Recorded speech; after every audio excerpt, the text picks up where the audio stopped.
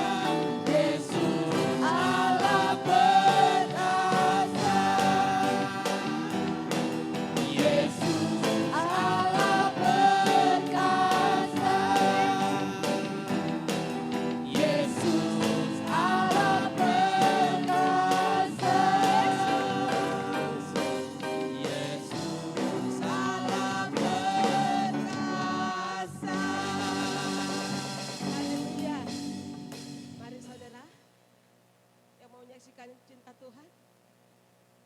Puji Tuhan. Shalom. Sebelumnya saya mengucapkan banyak-banyak terima kasih buat Bapak Ibu semuanya yang sudah berdoa, selalu setia mendukung doa untuk kesembuhan suami saya. Saya sangat bersyukur saudara berada di tengah-tengah saudara di tempat ini, berada di tempat ini karena ini sangat memberikan kekuatan buat saya. Terima kasih, sungguh luar biasa. Saya berterima kasih kepada saudara semua, kepada Tuhan karena keajaiban Tuhan. Kemarin atas kejadian suami saya itu, dengan kejadian itu banyak sekali mujizat-mujizat Tuhan itu yang mengikuti gitu loh, nampak yang luar biasa. Itu di luar kendali kita semua, kendali saya kan kejadiannya di sini. Saya itu berpikir meskipun kejadian seperti itu ya, masih ada yang saya syukuri. Seandainya kejadian itu di rumah, terus waktu saya doa di sini kan nggak ada orang di rumah ya, jadi pasti akan penanganannya terlambat. Ya saya bersyukur saja kejadiannya kok di sini, jadi penanganannya itu lebih cepat gitu loh. Kalau di rumah mungkin nggak secepat itu. Itu pertama yang saya syukuri mulai dari awal kejadian.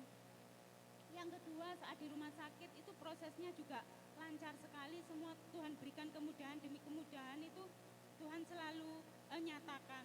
Terus saat mau kabar operasi juga, operasi yang pertama itu saya dikabarin itu sore. Di operasinya itu sore, pokoknya sore sampai malam ditunggu saja gitu. Tapi puji Tuhan, mujizat itu juga kembali lagi terjadi jam 11 siang sudah mulai dioperasi. Nah itu juga di luar dugaan kita semua. Saya bersyukur. Terus untuk selanjutnya, proses-proses selanjutnya itu juga Tuhan itu memberikan percepatan demi percepatan, itu luar biasa. Yang sama-sama saat ini belum keluar saudara. Kemarin itu saya WA katanya belum bisa keluar. Itu saya masuk ICU itu hari Sabtu, yang teman saya ini hari Minggu. Sampai sekarang ini belum keluar. Ya saya rasakan mujizat Tuhan terjadi luar biasa ya, karena sudah selisih berapa, suami saya di rumah sudah hari Minggu selisih 7 hari. Itu luar biasa. Terus luar biasanya juga itu waktu di rumah sakit itu kan saya itu dapat kabar waktu hari Sabtu itu, Sabtu siang itu saya kan dipanggil ke ICU, dikasih kabar kemungkinan nanti sore sudah mulai bisa pindah di ruang rawat inap. Nah biasanya kalau Sabtu itu pindah di ruang rawat inap, sehari atau 2 hari di ruang rawat, baru keluar, baru pulang. Dan saya kan, oh berarti keluarnya Senin, masuk akal. Secara administrasi bisa pulang hari Senin karena administrasi pasti masuknya hari Senin. Oh berarti Senin pulang. Ternyata Sabtu itu nggak jadi pindah kamar. Nggak jadi pindah kamar, berarti terpindah lagi. Terus minggu pagi itu ternyata saya dapat kabar, oh kayaknya bapak ini sudah itu Bu, sudah seger, sudah baikan kok, sudah boleh pulang gitu. Itu dokter senior. Sudah boleh pulang ya, mungkin Senin lah boleh pulang gitu. Itu pagi. Terus siang itu jam 11 itu saya dapat kabar lagi, dipanggil lagi. Kan ya saya ndredeg ya kalau dapat panggilan, oh dipanggil lagi. Terus saya jam 11 itu naik lagi. Ternyata di situ ada dokter senior, dokter yang tadi itu dokter muda ya, yang ngabarin pertama dokter muda. Ini ada dokter seniornya yang menganalisa mulai dari masuk itu. Siang itu dapat kabar, Bu, bapaknya itu sudah segar, sudah bisa makan sendiri, sudah boleh pulang. Sore ini bisa pulang, langsung pulang. Terus saya tanya, loh dok, enggak mampir ke situ? Ya enggak, kalau sudah segar gini ya ngapain harus ke kamar rawat, enggak perlu. Padahal saya kamar rawat itu sudah ngurus, sudah daftar gitu loh, jadwal. Enggak perlu, bisa pulang langsung dari tempat ini, sore bisa pulang. Ya Tuhan, terima kasih luar biasa. Sore, kabarnya sore. Terus saya turun, kan belum pakai baju semua ya. Terus saya bilang, dok saya ini sendirian di rumah sakit, saya harus kemas-kemas barang dulu, nanti baru kembali. Oh ya enggak apa-apa, ibu kemas-kemas, saya selesaikan administrasi, nanti kami dikabari. Terus ternyata jam 11 itu sudah boleh pulang sekarang, nggak sampai nanti sore. Ya ampun, ya Tuhan, iya tak dok, iya pulang sekarang. Jadi disiapkan saja apa yang mau jemput atau apa, sudah bisa pulang sekarang. Nah tadi itu loh sekitar 10 menit saya turun itu. Berarti mungkin administrasinya juga sudah diurus, nggak tahu ya masa secepat itu gitu. Kalau secara logika saya administrasi baru bisa tuh hari Senin gitu. Ternyata kok bisa.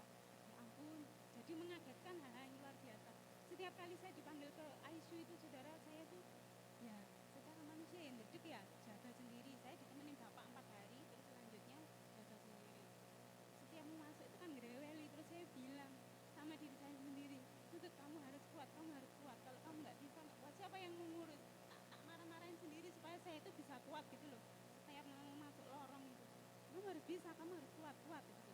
Ya Tuhan berita baik ya yang aku terima, pokoknya berita baik ya Tuhan, berita baik ya Tuhan, pokoknya aku dipanggil berita baik. Saya itu seperti orang gila kadang di rumah sakit itu ya, ngomong-ngomong sendiri, ngomong-ngomong untuk menguatkan saya sendiri supaya saya itu nggak lemah gitu loh.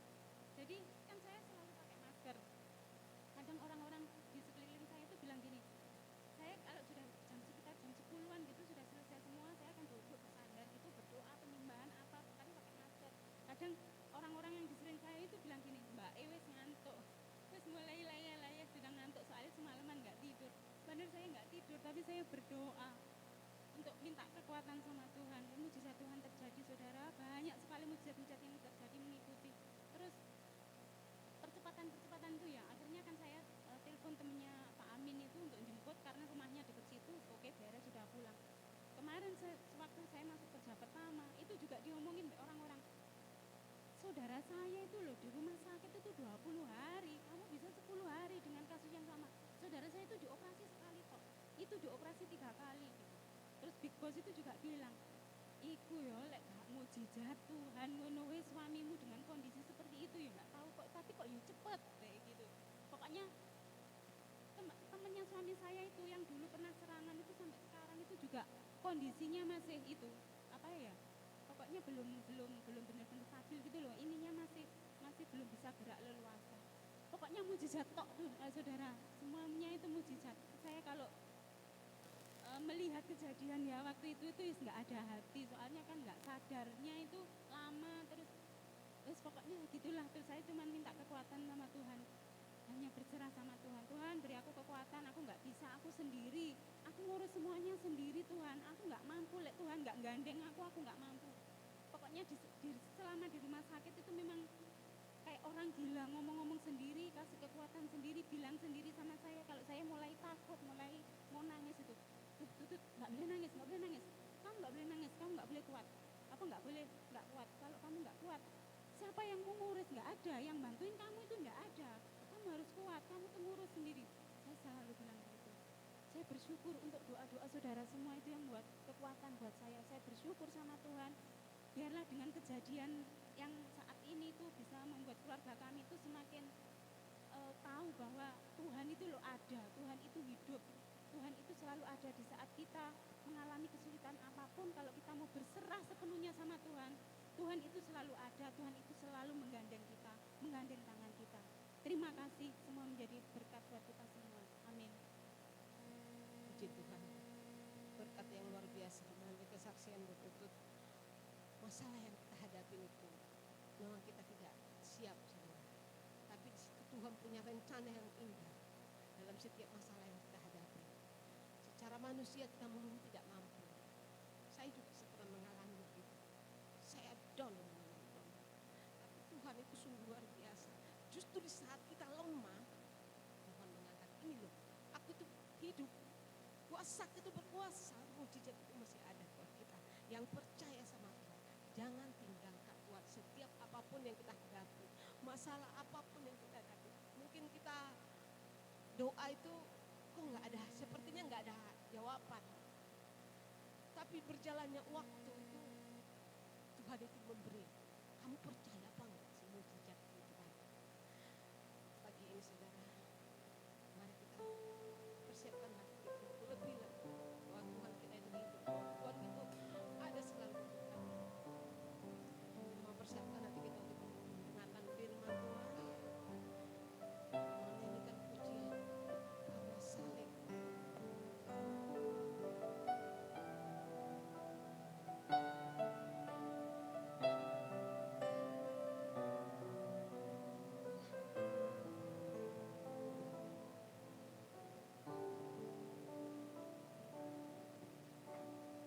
Hanya Kau Tuhan di hidupku, Kau berikan hidup yang baru. Darah-Mu mencucikan, pulihkan hatiku. Ku nyatakan Kaulah segalanya. Engkaulah sumber pengharapan. Kuasa-Mu sanggup menyembuhkan. Jiwaku berserah hanya kepadamu. Yesus, Kaulah segalanya.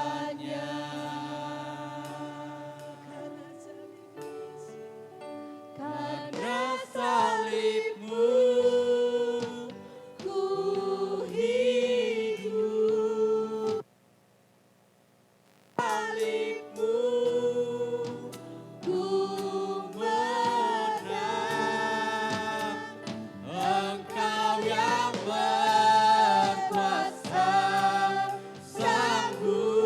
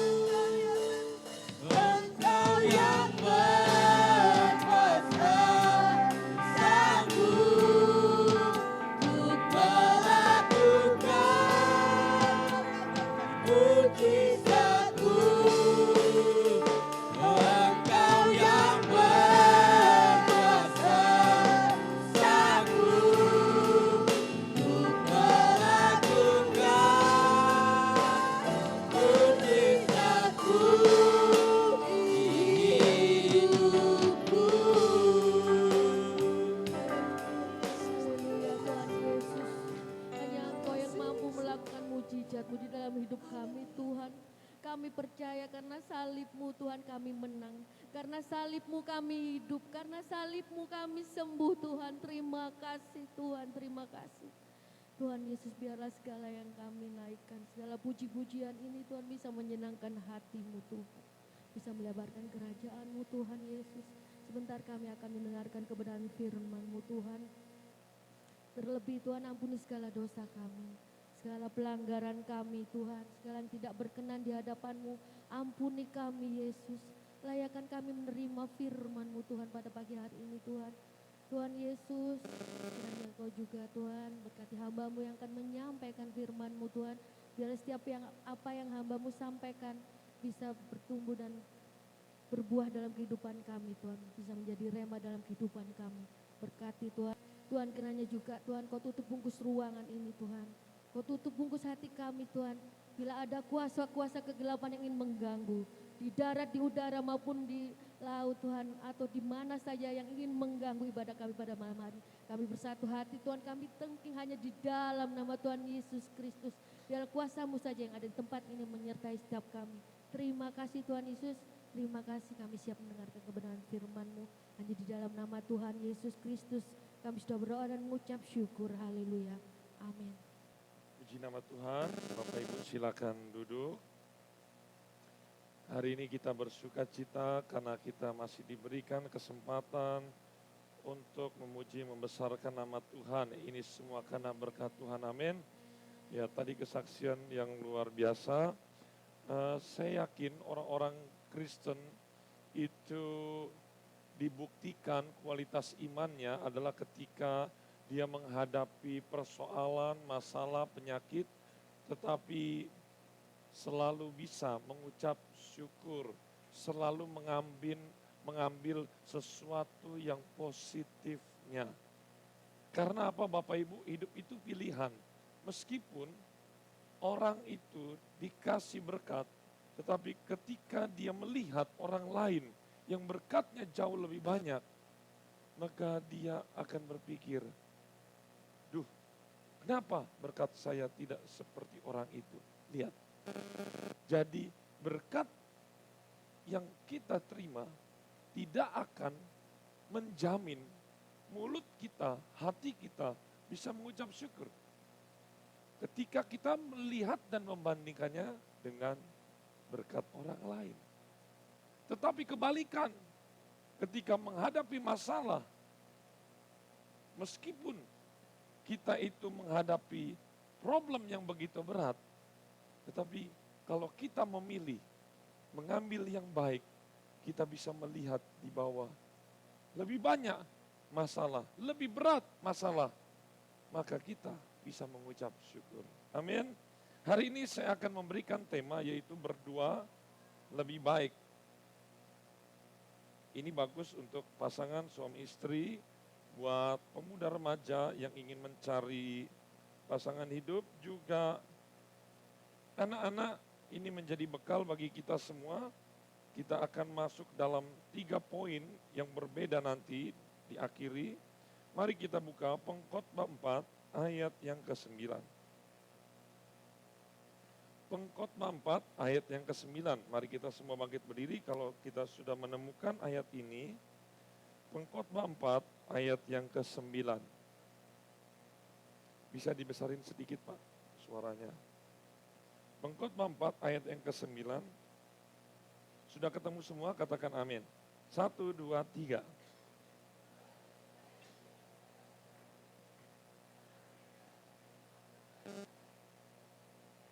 Silakan duduk Bapak Ibu. Di sini dikatakan berdua lebih baik daripada seorang diri. Siapakah penulis pengkhotbah ini Bapak Ibu? Pengkhotbah ini ditulis oleh Raja Salomo. Ada hal yang menarik di dalam pengkhotbah ini. Kenapa? Karena Salomo itu menulis kitab itu ada 3. Yang pertama dia menulis Amsal, yang kedua dia menulis Kidung Agung, dan yang ketiga dia menulis pengkhotbah. Masing-masing kitab ini mempunyai karakternya sendiri-sendiri. Kitab Amsal itu tema besarnya adalah hikmat. Kidung Agung itu temanya adalah pasangan hidup, tentang percintaan seorang kekasih di situ. Terus kemudian ada orang-orang yang berkata Alkitabnya orang Kristen itu ada Alkitab porno karena ada Kidung Agung. Saya mau menjawab, pikiran mereka yang porno. Karena apa? Bapak Ibu harus tahu, Kidung Agung itu ditulis ketika Salomo sudah dalam pernikahan. Yang saya mau tanya, apakah pernikahan itu di dalamnya ada yang namanya seks di dalam pernikahan? Itu porno atau kudus? Saya mau tanya, kudus. Apa perintah pertama Tuhan kepada manusia? Beribadalah. Enggak ada. Apa yang dikatakan firman Tuhan? Perintah pertama itu ibadah loh. Ini penting. Apa yang dikatakan firman Tuhan? Beranak cucu. Jadi kita tahu itu bukan suatu pelanggaran. Tetapi Kidung Agung ditulis supaya mengedukasi manusia yang seringkali menyimpang di dalam pernikahan. Saya singgung, tiba-tiba saya ingat, saya dapat pelajaran Kidung Agung ini. Kidung Agung ini terbagi dari 3. Saya lupa, karena ini mendadak.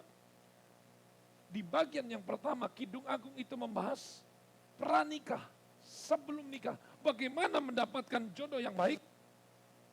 Yang kedua adalah sewaktu dia menikah. Dan yang ketiga adalah bagaimana sikap seorang pasangan suami istri ketika sudah menikah. Karena ada banyak ketika menikah, kehidupan rumah tangganya hancur. Itulah ditulis oleh Salomo. Dan ini suatu tulisan ilham dari Roh Kudus yang sangat indah. Dan sampai hari ini bangsa Israel dalam perayaan tertentu itu membacakan justru bukan Amsal, bukan pengkhotbah, tapi Kidung Agung. Tahu nggak Kidung Agung? Menggambarkan siapa? Menggambarkan Kristus kepada mempelai wanitanya yang adalah siapa? Kita semua, gereja Tuhan. Jadi Kidung Agung ini sewaktu dia masih menggebu-gebu di dalam percintaannya. Kitab Amsal ditulis ketika dia sudah mendapatkan hikmat dari Tuhan. Ketika dia berdoa kepada Tuhan, Tuhan biarlah aku bisa memimpin bangsa ini. Tuhan kasih dia hikmat, ditulislah Amsal. Tetapi bagaimana dengan pengkhotbah? Pengkhotbah ditulis sewaktu Raja Salomo sudah lanjut umur, alias sudah tua, sudah mau mati. Jadi ini adalah kesimpulan dari kecil sampai besar, dewasa, dia sudah menjalani hidup dan sebelum dia tutup mata untuk selama-lamanya, ini adalah kesimpulan-kesimpulan Salomo di dalam pengkhotbah. Apa kata yang terkenal di dalam pengkhotbah Bapak Ibu? Bahwa segala sesuatu adalah sia-sia. Ini adalah kesimpulan. Kesimpulan Salomo adalah bahwa manusia itu lebih baik berdua daripada seorang diri. Ini makna bukan makna yang sempit. Jangan berpikir ini maknanya cuma pasangan hidup. Tidak seperti itu. Kita lihat. Sebelum kita masuk lebih lanjut, yang saya mau tanya, Apakah ini berlaku kepada anak-anak Tuhan? Khususnya yang baru berumah tangga. Bahwa mereka berkata begini, berdua lebih baik. Apakah semua orang Kristen setuju dengan pernyataan ini, berdua lebih baik atau sendiri lebih baik? Kalau memang berdua lebih baik, saya yakin tidak ada yang namanya perceraian. Kalau perceraian berarti dia menganggap apa yang lebih baik sendiri. Nah, ini dia. Hati-hati Bapak Ibu. Belum tentu seorang Kristen itu menganggap dua lebih baik. Karena ada banyak kasus-kasus perceraian. Nah, penyebab seorang yang tidak bisa hidup berdua. Ini saya masuk dulu dalam pernikahan dulu. Khususnya untuk Bapak Ibu. Dan calon-calon pemuda-pemudi kecuali memang mengabdikan hidupnya untuk tidak menikah, ya silakan. Mungkin itu karunia. Nah, saya mau katakan dimulai dari awal yang salah. Kenapa banyak pernikahan itu jatuh? Karena dimulai sesuatu yang salah. Contoh simpelnya, ketika waktu kenalan saya seringkali ajari orang, kalau kamu itu pacaran, jangan pakai kemunafikan, kepura-puraan. Contoh yang simpel, ketika ngapel, pinjem motor temennya. Dia punya motor bebek, mau pinjem motor PCX. Ya ini simpel. Kenapa? Mau ngapel. Setiap makan-makan tidak mau di kaki 5, maunya kaki 6. Ya, maunya di tempat, padahal pakainya kartu kredit atau gesek atau pinjam sana sini untuk supaya terlihat orang kaya. Pernah satu kali saya mendengar cerita, ya bahwa pacarnya ditunjuk, ini tanah saya, ini tanah saya, tanah saya. Sudah dikatakan semuanya ketika menikah. Bahkan di daerah saya pernah, setiap itu dibawa mobil, ternyata itu mobil sudah menikah, ternyata itu mobil bukan punya dia. Makanya sebelum menikah, benar-benar kejujuran yang paling jujur. Ini kebetulan ada istri saya di sini, waktu sebelum menikah, saya masih pekerja, saya sudah terapkan itu yang namanya saya punya komitmen bahwa saya tidak akan pegang uang ketika dalam pernikahan, kan harus satu yang pegang uang, itu yang bagus. Tetapi ini bukan sesuatu yang dosa atau tidak dosa. Karena memang kalau istri yang pegang uang, berarti saya tahu saya nggak bisa pegang uang, karena saya nggak bisa ingat apa aja yang sudah saya keluarkan. Tapi ada juga tipe istri yang nggak bisa pegang uang, harus suaminya. Tapi ada juga yang masing-masing harus pegang uang dalam kasus tertentu. Ini bukan masalah dosa dan tidak dosa. Tapi ini masalah perjanjian aja, enaknya bagaimana. Jadi jangan permasalahkan ini. Khusus untuk kasus saya serahkan ini kepada istri saya. Ya, begitu. Ini manajemen dalam keuangan. Setiap dapat persembahan saya kasih. Sekalian saya tes. Waktu itu pelayanan pemuda ya. Sobek. Kan dibuka. Saya nggak terlalu suka buka. Bahkan kemarin saya tanya berapa. Ya saya memang nggak tahu. Ya, sobek, dia buka, ini saya sebut aja karena zaman dulu 50.000. 50.000 itu Bapak Ibu kecil. Kenapa sengaja saya tunjukkan itu? Saya mau kasih tahu. Ketika kamu menikah dengan seorang hamba Tuhan, jangan berharap bahwa hidup mewah ini loh hasilnya. Dia lihat 50.000. Pasti seorang wanita akan berpikir 50.000 cukup gak ya? Kalau istri saya matre, dia akan langsung tinggalkan saya, bye-bye. Tetapi istri saya mau diajak susah. Bahkan di awal-awal pernikahan saya justru dibantu dengan istri saya yang bekerja sebagai asuransi dan sebagai kerja di tantenya. 2, itu berapa tahun itu dibantu pelayanan sampai benar-benar kita bisa mandiri. Bapak Ibu, seorang pria itu ditentukan kesetiaannya ketika dia kaya, ketika dia sukses. Tapi seorang wanita ditentukan kesetiaannya ketika susah. Makanya ketika ingin menjalin hubungan, jangan tunjukkan kepura-puraan. Itu baru masalah uang, baru masalah, ya pokoknya kalau kita bisa mie ayam, ya mie ayam aja. Jangan nanti ekspektasinya, kenapa kemarin di restoran udah menikah kok di empelan terus. Gak boleh seperti itu. Kalau memang, ya istilahnya, setiap ngapel, wah harum terus, harum. Victoria's Secret, apalagi parfumnya, minyak narwastu, wah ini pakainya gak main-main. Udah menikah, minyak kayu putih, minyak telon, apalagi udah punya anak, kok pipisnya bau, kok kamarnya ini gak harum, baunya pompol terus, yang ya seperti itu. Saya mau katakan, setiap keburukan kita sebelum menikah ditunjukkan, dibuka. Jangan karena masalah sepele. Ya, waktu menikah nggak kelihatan busuknya. Ternyata udah menikah, ngupil apa. Dia istrinya nggak tahu.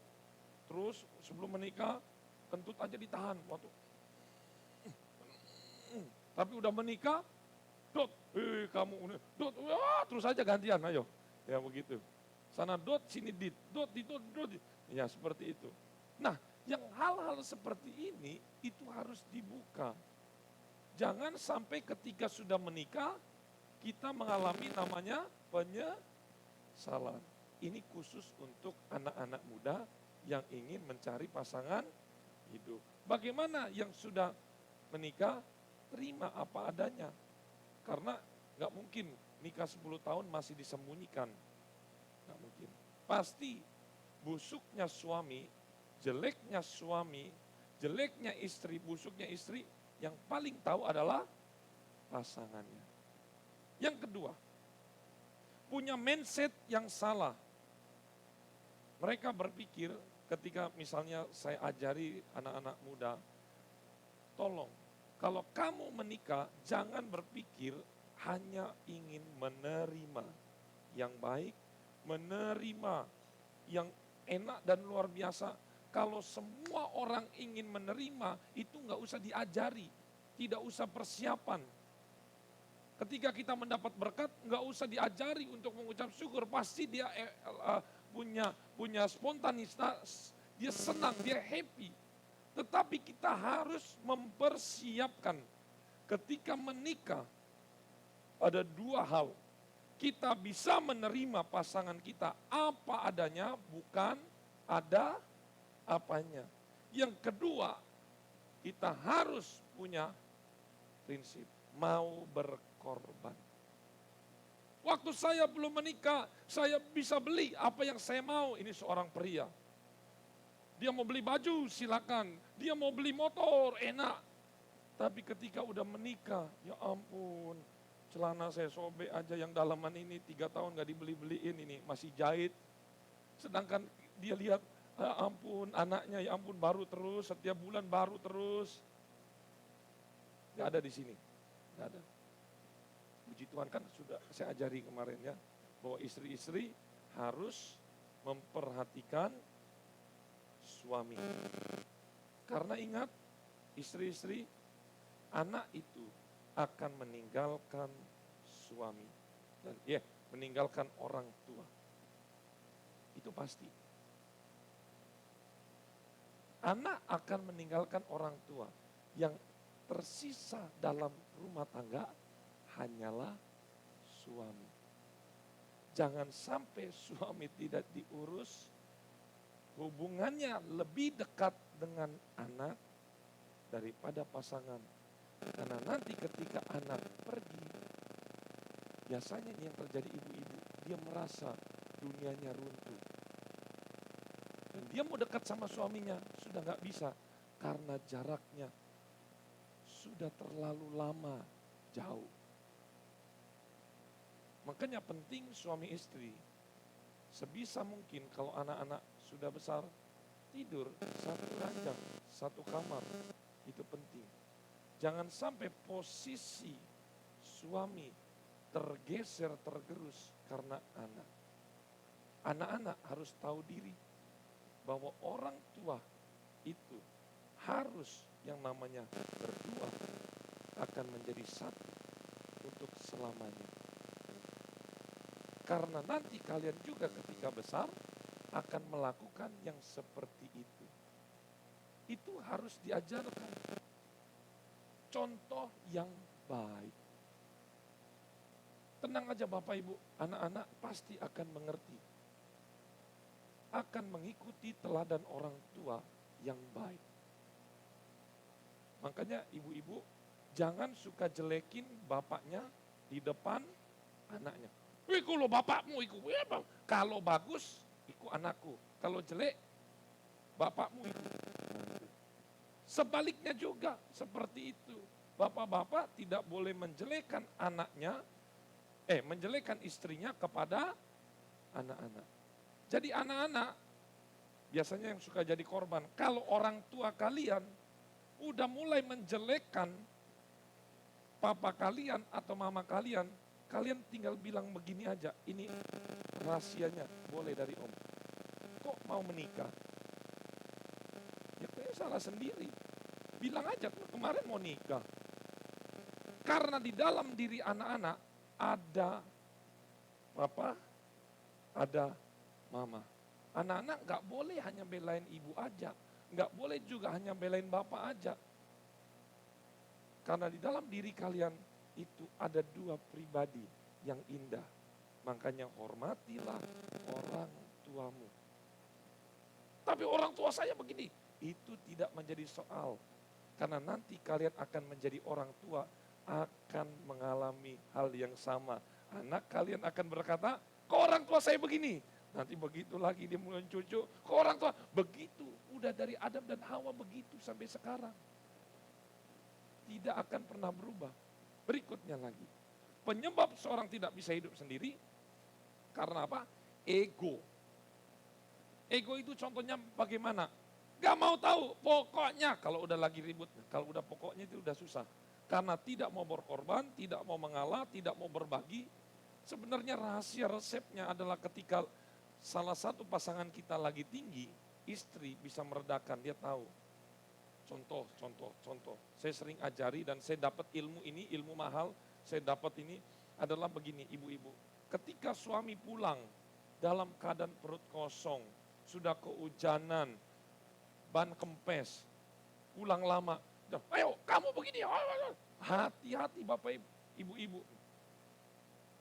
Seorang pria itu tidak akan bisa diajak berbicara ketika pulang sedang dalam kondisi yang letih dan lesu. Karena seorang suami pengennya ketika datang minimal lah bisa ada teh ataupun kopi. Ataupun kita sambut dengan hangat. Itu adalah suatu, kalau ditambah babi, wah itu lebih enak lagi. Babi kecap, nah itulah dihidangkan sesuatu yang enak, itu dia akan bersuka cita.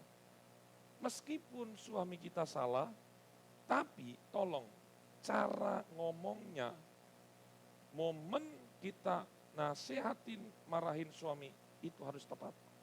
Adalah ketika apa? Sudah makan, kan kenyang. Kalau sudah kenyang, itulah saat yang tepat. Ini berlaku bukan hanya untuk para suami, tetapi berlaku untuk semua anak laki-laki. Semua pria punya tipe yang sama. Makanya anak laki-laki kalau sudah lapar, anak saya juga, pokoknya yang pertama memang seperti itu. Semua laki-laki itu yang penting perut dulu, dia udah kenyang, dia udah rasa nyaman. Dia tunggu sementara ada, baru bisa diomong. Bagaimana dengan wanita? Ada masanya. Bapak-bapak ketika sudah datang matahari, datang bintang, habis itu baru datang bulan, hati-hati, siap-siap, kapas. Dan ketika nanti istri akan mengomel yang tidak berfaedah, gak ada gunanya, kita hanya mengerti dengan bersyukur. Untung saya tidak seperti istri saya yang setiap bulan bersyukur. Kalau gantian gimana Bapak-Bapak? Mau Pak? Enggak mau. Bayangin, dibawa kemana-mana itu, aduh saya bilang repot, bersyukur. Saya beruntung tidak merasakan yang namanya hamil. Bersyukur tidak merasakan namanya melahirkan. Bagaimana Bapak-Bapak, ada yang mau coba? Itu kesakitannya lebih sakit daripada mungkin dipukulin mukanya. Itu sakit. Pernah ada studi yang menguji tingkat kesakitan melahirkan itu dites kepada seorang pria. Ternyata seorang pria nggak mampu. Makanya itulah sebabnya Tuhan menciptakan satu lagi kepada wanita.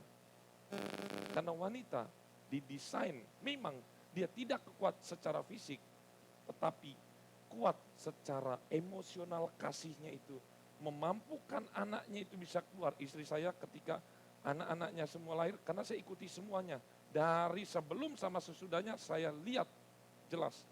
Waktu semua udah keluar, momen pertama, meskipun itu masih sakit, ketika udah lihat anak apalagi ditempel, itu rasanya, saya nggak tahu, dia yang bilang. Rasanya semua sakit itu hilang.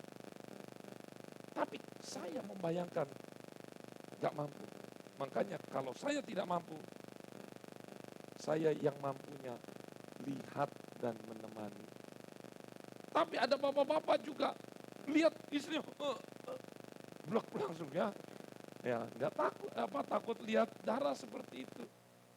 Makanya suami-suami ketika ingin berpikir yang macam-macam tentang istri, lihat, aduh Soro setiap bulan dia harus menanggung menanggung bulanannya dia. Aduh, dia sudah melahirkan anak-anak.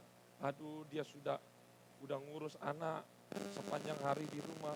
Itu yang menjadi suami bisa mengerti. Oh ya, mengertilah kenapa istri saya ini agak punya karunia berbicara. Ya begitu. Jadi saling mengerti. Dan ibu-ibu juga mengerti. Mengertinya gampang. Kalau ingin marahin suami, sediakan sesuatu dulu, dihidangkan. Lihat salah satu contohnya. Esau menjual kesulungan karena apa? Karena apa? Lapar. Dia nggak pakai pikir panjang, sudah lapar, lapar. Udahlah nggak guna, yang penting saya kenyang. Itu. Dan itu sudah didesain. Loh, tapi kok itu mempertuankan perut? Enggak, sudah bawaan setting pabriknya seperti itu. Jadi saya akan menyalahkan istri-istri, menyalahkan orang tua, kalau kita sudah tahu firman ini, tapi kita masih mempertahankan. Karena setiap orang itu punya titik lemahnya. Amin. Istri punya titik lemah, suami punya titik lemah. Itu dia. Berikutnya, kenapa Alkitab mengatakan berdua lebih baik? Coba Bapak Ibu baca di ayat 12. 1, 2, 3. Dan bila mana seorang dapat dialakan, 2 orang akan dapat bertahan. Tali 3 lembar tidak mudah diputuskan. Dari 2, sekarang muncul ada kata angka berapa? 3. 2 itu berbicara juga suami istri. Tetapi 3 ini bicara keluarga yang lebih besar, yaitu anak. Apalagi 4, 5, 6, 1 juta. Itu semakin kuat. Sapu lidi itu tidak akan berguna kalau cuma 1. Tapi dia ketika punya satu kumpulan yang besar, waduh itu efeknya dahsyat. Lihat di sini. Kenapa Alkitab mengatakan berdua lebih baik? Jawaban yang pertama, coba buka Kejadian 2 ayat 18. Kejadian 2 ayat 18. Di situ dikatakan bagaimana? Sebentar ya. Sudah dipersiapkan di depan. 1, 2, 3. Tuhan Allah berfirman, tidak baik aku akan menjadikan penolong baginya yang Tahu nggak kenapa sendiri tidak baik? Karena Tuhan sadar manusia itu punya kelemahan. Kalau manusia itu seorang diri. Contoh. Hawa, mana Hawa nih? Wanita mana? Angkat tangan. Angkat tangan. Ya, saya mau tanya nih kepada para Hawa. Kapan Hawa jatuh dalam dosa? Sewaktu sama suaminya atau sendiri? Sendiri. Digoda oleh iblis. Saya mau tanya nih sama Adam nih. Adam, halo. Kapan Raja Daud yang luar biasa itu jatuh? Ketika sendiri. Firman Tuhan berkata, ketika semuanya lagi musim berperang, semuanya berperang. Raja Daud tinggal sendiri di istana, di Soto. Rumah di atas. Disitulah dia jatuh dalam dosa. Lihat, sendiri itu gak baik. Dalam perjanjian baru, kapan Petrus itu jatuh dalam dosa, dia menyangkal Yesus 3 kali? Ketika dia sendiri, tidak bersama dengan murid-muridnya yang lain. Ketika dia sendiri, murid lain kan udah gak ada tuh, sendiri. Dia diuji, dia gak kuat. Kapan Yudas itu jatuh dalam dosa? Ketika selesai perjamuan kudus seperti ini, dia kerasukan roh jahat dan dia memisahkan diri sendiri. Disitulah kejatuhannya dia. Saya yakin Yudas akan masuk surga, akan diampuni kalau dia tidak bunuh diri. Setelah Yesus bangkit, mungkin dia melihat Yudas. Yesus berkata, aku mengampuni engkau. Tapi udah kebelabasan. Kenapa dia bunuh diri? Bapak Ibu, segala macam bentuk apapun masalah kita, tolong jangan diakhiri hidup ini. Karena selalu ada jalan keluar. Amin. Awas, bunuh diri sama dengan masuk neraka. Bunuh diri, dia berkata, saya ingin menyelesaikan masalah kita, masalah saya. Siapa bilang ketika mati, kita tidak seperti kucing dan anjing. Mati selesai perkara. Ketika kita mati, akan ada hukuman selama-lamanya yang menanti kita. Mau menghindari masalah, malah justru terjebak masalah selama-lamanya. Hati-hati Bapak Ibu. Berikutnya, kenapa berdua lebih baik? Ya.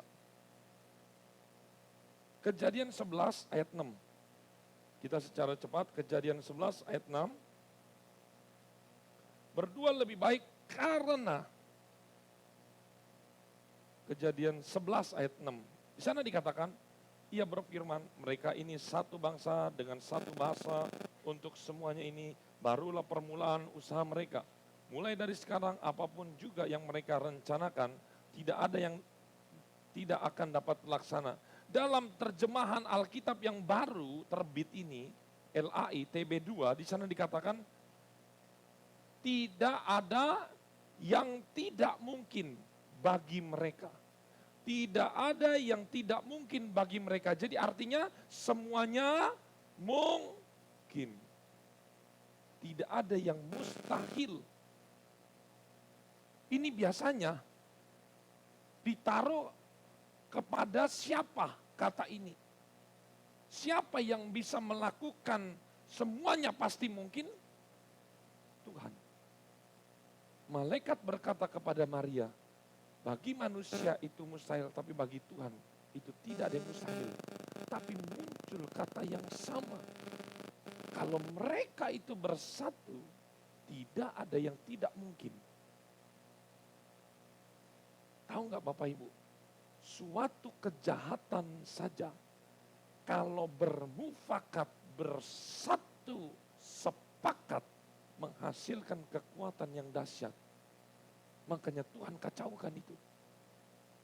Apalagi ketika kita melakukan sesuatu untuk kemuliaan nama Tuhan, dan itu benar di mata Tuhan, maka genaplah firman Tuhan, 2-3 orang bersatu dalam namaku, maka apapun yang kita minta, Tuhan akan nyatakan itu.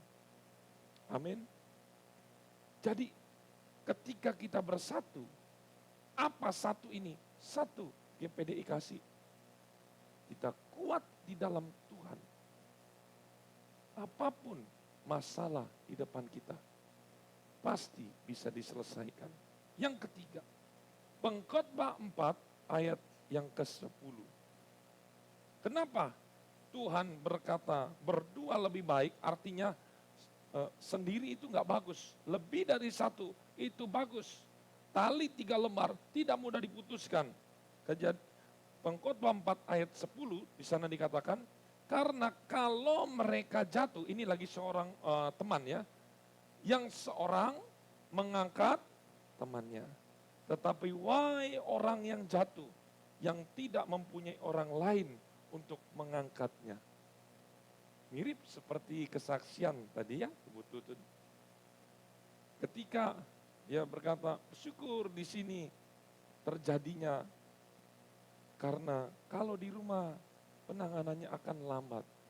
Tapi ketika di sini kaum pria berubah semua menjadi Simpson yang kuat mengangkat saat. Iya, belum lagi nyetir, wah udah kayak mungkin Formula One itu nyetirnya. Semuanya itu bersatu, saling mengangkat. Ketika ada yang jatuh, diangkat. Ketika ada yang lemah, diangkat. Tapi why jemaat GPDI kasih, bagaimana kalau kita ada masalah, kita memisahkan diri, mengurung di rumah, ditanya, bagaimana Bu, ada masalah? Enggak ada. Bagaimana Pak? Enggak ada. Dia akan terkurung dan dia tidak akan bisa keluar. Percayalah dengan firman Tuhan. Kalau kita punya masalah, kita tidak akan bisa menyelesaikan masalah itu seorang diri. Tapi beruntunglah engkau ketika kita punya banyak teman, ada komunitas. Makanya orang berkata, di rumah saja kita bisa cari Tuhan. Betul ya? Jadi nggak usah capek-capek ke gereja, cari Tuhan. Di rumah saja sudah cukup. Kita nonton TV, cukup. Tapi seringkali saya mau bilang, bagaimana orang ini bisa bersosialisasi? Apakah di sorga itu kita tidak akan ngomong satu sama lain? Latihannya di mana? Di bumi.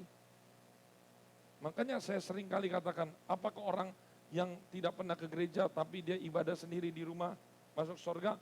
Saya anggap itu masuk. Tapi mungkin sorganya tipe karaoke. Tahu ya tipe karaoke? Dia hanya diperhadapkan dengan TV dan dia hanya melihat sendiri. Kenapa? Kalau dia keluar, dia akan membuat masalah dengan orang-orang lain. Karena dia tidak punya, dibiasakan dengan apa namanya? Bersosialisasi. Itu bercandaannya saya. Karena Bapak Ibu, cari Tuhan itu bukan hanya sekedar Tuhan yang dicari. Tapi surga itu adalah satu kesatuan, satu paket komplit berserta dengan malaikat, beserta dengan anak-anaknya. Jadi harus rukun.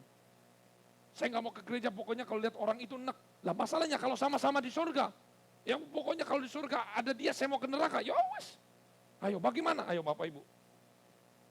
Nggak bisa kan?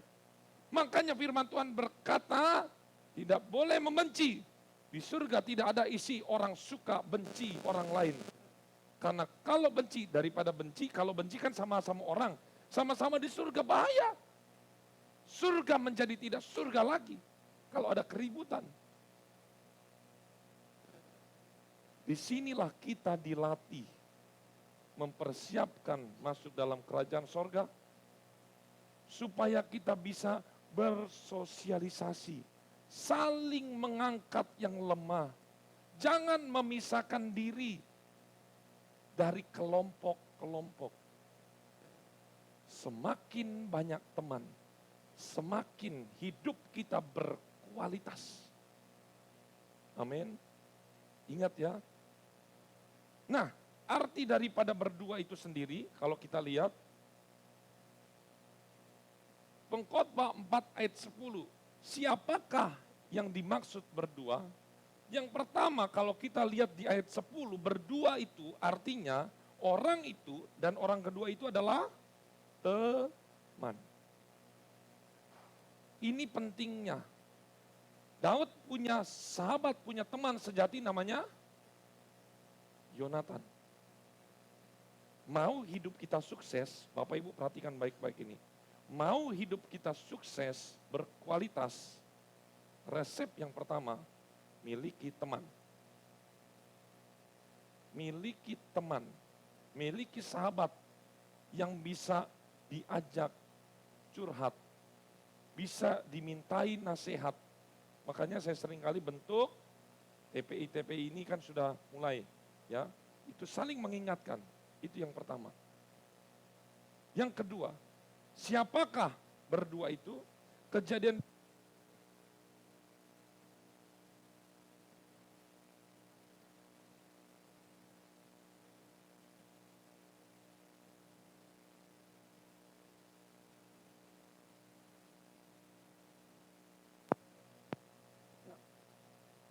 Kejadian 2 ayat yang ke-18, di sana dikatakan, aku akan menjadikan seorang penolong. Ininya mati, bisa dinyalain lagi ya. Satu AC tolong dimatikan yang ini, Enok ya, yang itu, di belakang. Ya karena ini dayanya kurang, mungkin bisa untuk dipikirkan selain kursi adalah naik daya seperti itu. Supaya kalau mati terus bisa rusak komponennya ini. Dan biayanya akan jauh lebih mahal perbaikan. Ya, Kejadian 2 ayat 18 kita baca semua. Bagaimana? Sudah ketemu semua? Yuk, 1, 2, 3. Tuhan Allah berfirman, tidak baik kalau manusia itu seorang, ini bicara tentang apa? Pasangan hidup. Nah ini Bapak Ibu penting. Kalau kunci sukses keberhasilan seseorang itu adalah ketika dia menemukan pasangan yang tepat. Tepat. Pertama teman, kedua pasangan hidup. Tapi bagaimana pasangan hidup ini biar berkualitas? Harus bersatu. Jangan-jangan kita itu menikah bukan menjadi satu, tetapi cuman serumah doang. Tetapi tidak menjadi satu.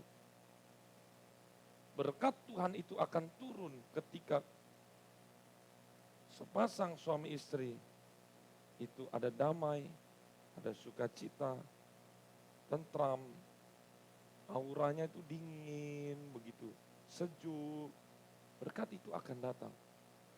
Yang ketiga, ini yang paling penting, Yohanes 14 ayat 16. Siapakah orang kedua tersebut? Yohanes 14 ayat yang ke-6.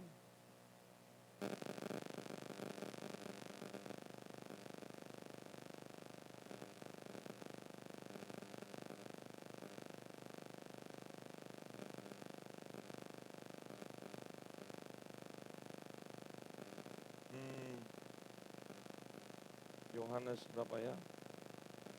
14 ayat 16 ya maksud saya. Ya. Kita akan baca 1, 2, 3. Aku akan minta kepada Bapa dan ia akan memberikan kepadamu seorang penolong yang lain. Ini siapa yang dimaksud penolong itu orang kedua tersebut? Roh Kudus. Roh Kudus akan mengajarkan, Roh Kudus akan menasihatkan seperti yang kesaksian tadi, seolah-olah Ibu Tutut itu sendiri dan bicara sendiri. Tetapi tanpa disadari, itu semua kekuatan itu datangnya dari doa-doa orang percaya dan Roh Kudus itu memberikan kekuatan. ketika dalam kondisi seperti itu, ngeblank, dia nggak bisa berbuat apa-apa. Tetapi dengan power tim yang sepakat, mempunyai belas kasihan, mempunyai support system yang luar biasa, ini dilaluinya dengan mudah. Karena apa Bapak Ibu? Mungkin hari ini keluarganya Ibu Tutut sedang mengalami ujian. Tapi kita tidak tahu. Jangan-jangan besok-besok kitalah yang perlu dibantu. Karena manusia itu tidak selalu ada di atas. Jangan sombong. Jadi orang, sukalah membantu, sukalah menabur kebaikan. Tunduklah kepada Roh Kudus. Ketika Roh Kudus menasihati kita bertobat, ada bisikan, ayo ke gereja, ayo kamu berdoa, ayo kamu memberi. Saya sekarang sudah mulai melatih kepekaan itu, tiba-tiba saya bilang, saya mau kasih berkat sama ini, saya mau kasih. Saya harus tahu ini peka, karena kalau tidak dilatih ini suara hilang. Aduh, saya menjadi pribadi yang pelawan. Itu saya harus gali kepekaan dengan Roh Kudus. Saya harus gali kepekaan dengan pasangan. Saya harus gali kepekaan dengan sahabat komunitas yang ada. Ingat Bapak Ibu, sahabat tidak harus satu. Ini sahabat bisa jadi bicara komunitas yang sehat. Oleh karena itu, 3 hal kunci sukses hidup. Milikilah teman atau komunitas, milikilah pasangan hidup, dan milikilah Roh Kudus. Hari Kamis itu adalah saat-saat kita benar-benar, kita betul sangat-sangat dekat dengan namanya jamahan Roh Kudus. Jangan dilewatkan Bapak Ibu. Oleh karena itu marilah kita punya kesadaran diri bahwa sendiri kita tidak bisa apa-apa. Ada lagu mengatakan, ku tak dapat jalan sendiri. Itu drumnya susah itu. Ku tak tolong padaku. Terus namanya rangiku waktu dapat jalan sendiri. Kita akan nyanyi itu mempersulit drum, kalau zaman sekarang itu sulit ya ketukannya. Tetapi biarlah kita sadar di dalam diri kita. Ingat Bapak Ibu, ketika suami istri ini bertengkar pendapat, ada satu yang dapat meredakan emosi kita. Apa yang dapat meredakan emosi kita? Kita berpikir, kalau pasangan saya tidak ada, bagaimana? Itu akan membuat kita yang emosi ini menjadi digantikan belas kasihan. Ketika kita berpikir seperti itu, maka akan timbul belas kasihan. Kita tidak dapat hidup tanpa pasangan kita. Kita tidak dapat hidup tanpa Roh Kudus. Kita tidak dapat hidup tanpa komunitas ataupun teman. Mari kita masuk di dalam doa. Kita akan nyanyikan satu pujian dulu, penolong yang selalu setia.